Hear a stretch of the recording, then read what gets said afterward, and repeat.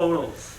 And I'm sure that probably 99% of people, your photo there. And we are going to put in our art gallery in our website. And if you like that, you can just feel free to download it.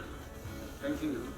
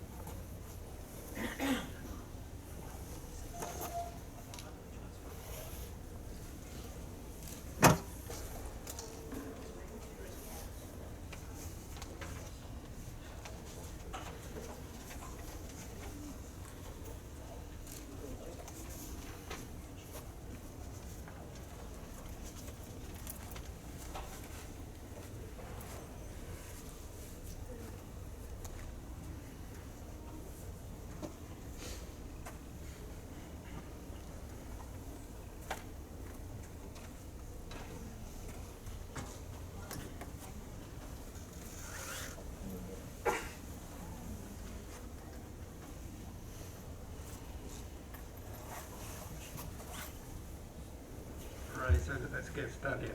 So I'm going to introduce the first speaker, who is also our keynote speaker, Dr. Zhiping Weng. Dr. Zhiping Weng is a professor in biochemistry and molecular pharmacology and the Lee Weibo Chair in Medical Research at the University of Massachusetts Medical School. And she's a director of program in bioinformatics and integrated biology, and where she oversees the research, education, and professional development of the faculty, students, and staff in the program.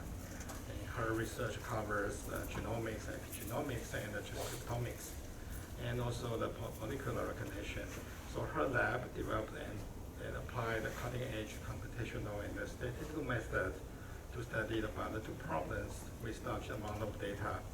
And she also lead the Data Analysis Center of the ENCODE since 2012 to investigate the regulatory landscape in the human genome. So today, she's going to talk about the ENCODE registry of candidate cis-regulatory elements for the annotating of the human genome. Let's welcome Dr. Weng.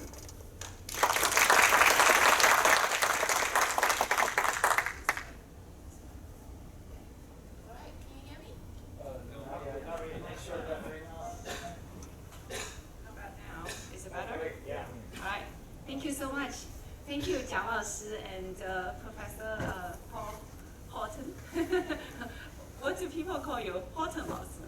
He Laoshi. Actually, He Laoshi. For inviting me here, it's a great pleasure. This is a lovely place, and people are very friendly, and food is just absolutely wonderful. So I'm very happy to be here to tell you about what we do in our lab, and as you'll see, and I'm going to do a team talk with Henry right after me, so he is going to get into more details of what I'm going to talk about.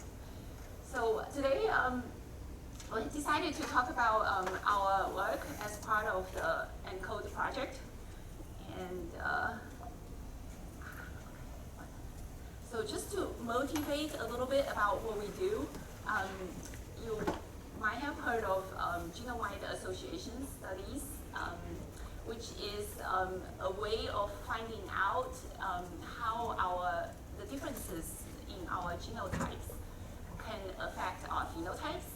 So if you pick any two people in the human population, we probably differ by 0.1% in our genomes. And the differences lead to a lot of phenotypical differences, as you see, like appearances and also propensity to get diseases.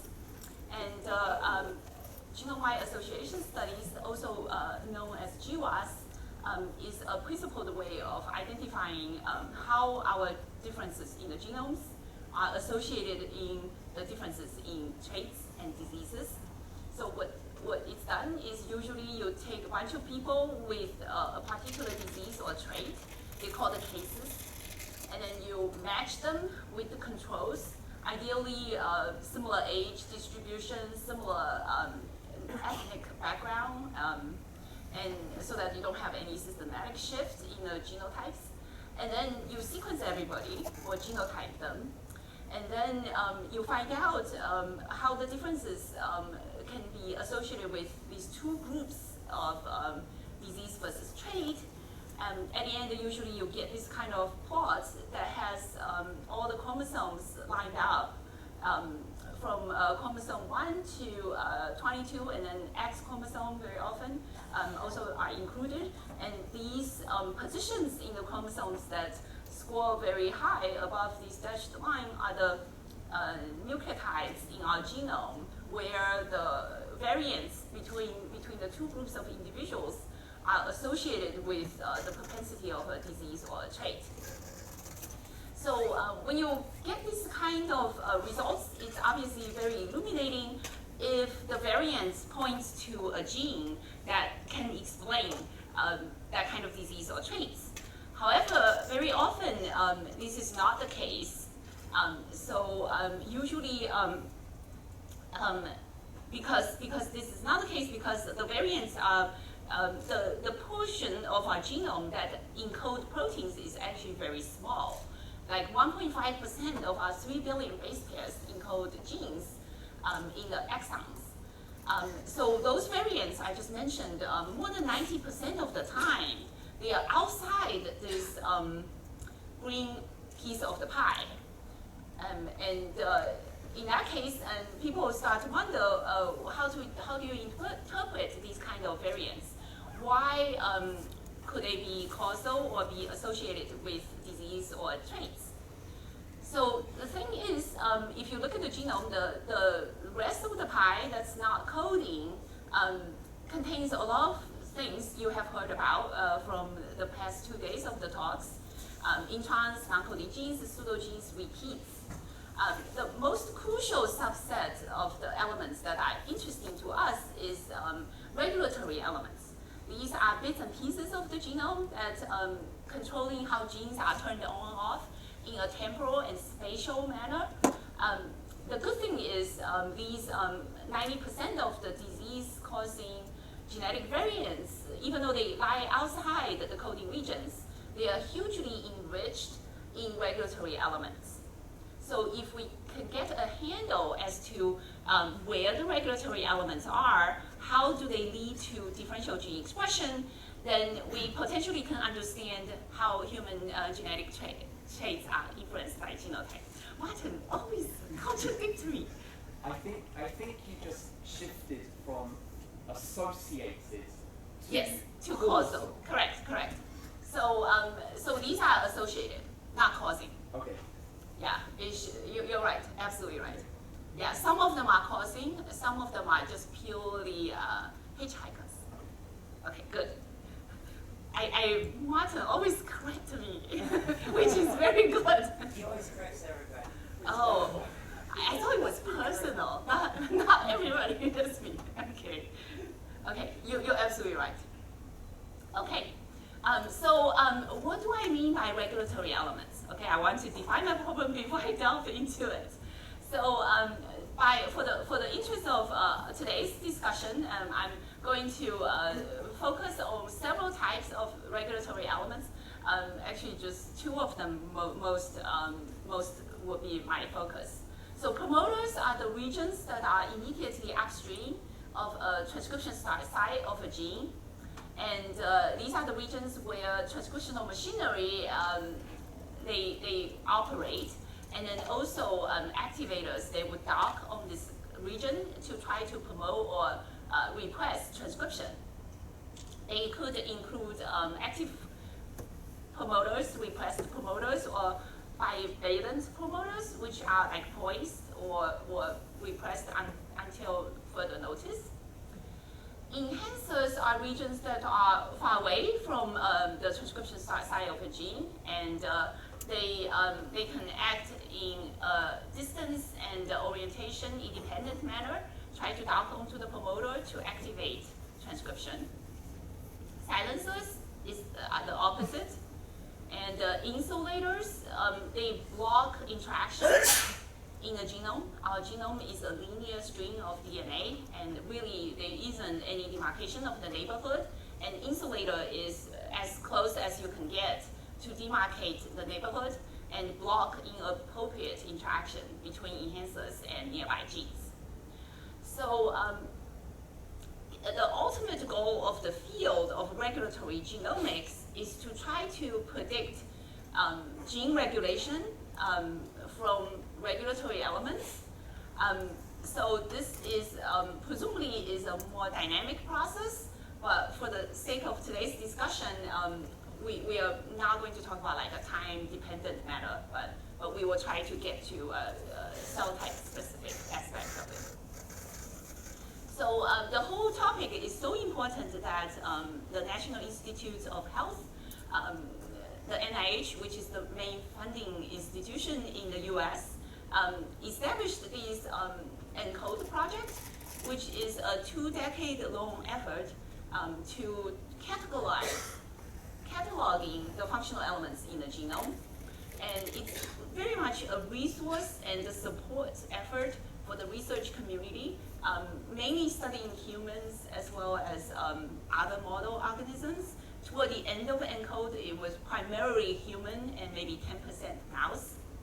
And the project has data generation, data analysis, and data repository components. And I have been involved in the data analysis component, more or less assuming a leading role in the past decade of the project. So I've been involving in the entirety of the project for the whole 20 years. So, so what kind of data does ENCODE produce? So a lot of these kind of epigenomic data, I would say, involving, for example, DNA's attack, single cell attack. These are assays that will detect open chromatin regions. And then there are a bunch of ChIP-seq related assays that detect regions in the genome.